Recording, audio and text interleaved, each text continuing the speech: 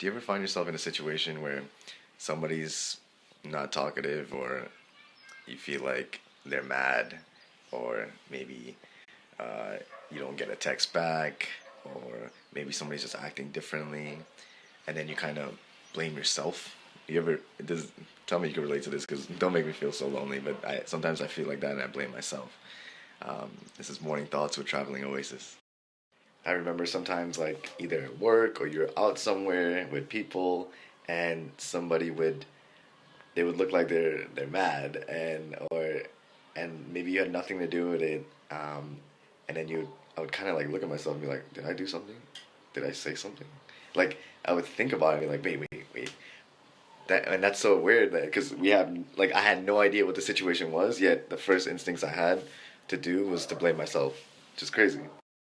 I feel like that comes up in other parts too of my life, specifically, like worrying about stuff that you really have no control of, or has no effect on your life, or like things that imaginary situations that I create in my head, that whether it's I did something to somebody in my head, or maybe I create this idea that they're mad because I did something, or just worrying in general. It's such a waste of energy and time, and at the end of the day, most of the time it it turns out to be nothing.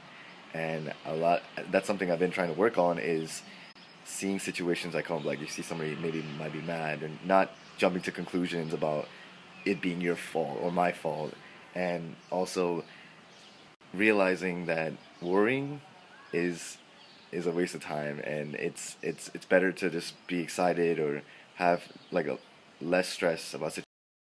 And at the end of the day, the only thing I believe that I can control in situations like that is how I see it, or how I deal with it, whether I'm worrying or whether I think it's my fault.